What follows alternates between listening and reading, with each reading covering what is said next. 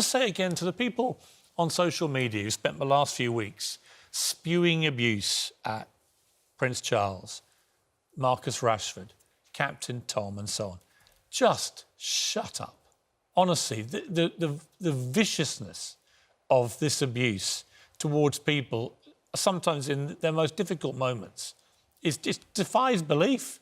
Some of it defies belief to read what people are prepared to do. That's the nature of that social media platform. That actually, there's something so unpleasant about some of the discourse on Twitter.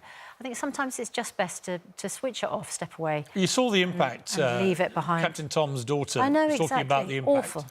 Horrendous. Never showed Captain Tom, obviously, some of the things. Don't you think that's unique, though, to those social media platforms? People don't say those things to each other. Well, I'm testing them. People don't come up to me in the street. For instance, we were just talking about the COVID vaccine. When I tweeted last week, if you're offered the vaccine, please take it, I got told I was being paid by the government to promote something which was untested and unverified.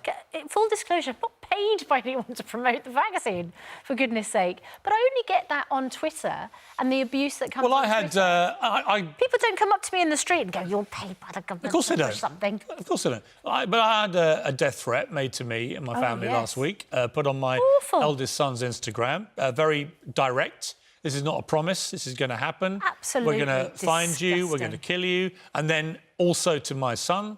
And I decided, no, I'm not having this. Sorry.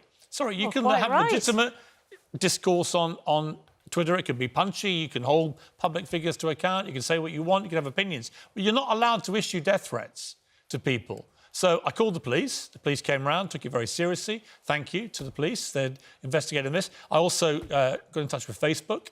Know some top people there because they own Instagram. And I said, look, it's just unacceptable. They've been cooperating as well. And I'm going to go through the process and see what happens. Yeah. Because I want to know, can you find these people? You know, they've had their account deleted. OK, but who is this person who felt that it was acceptable to issue a death threat on Instagram to my son?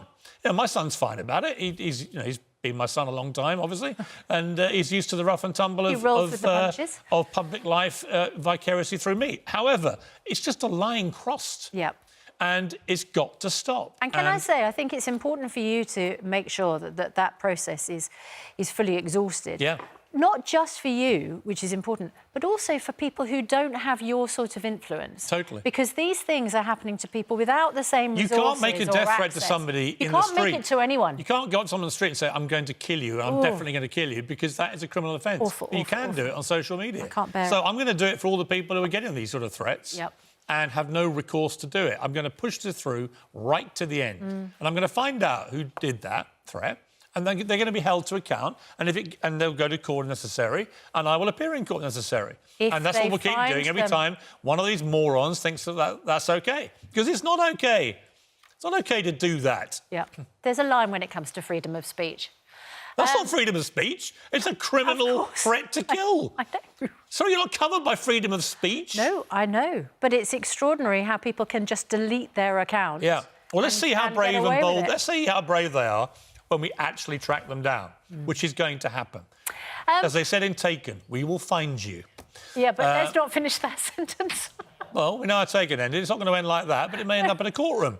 And it may end up in a fine, and it may end up in public exposure. And I hope it does, to hold these people to proper account.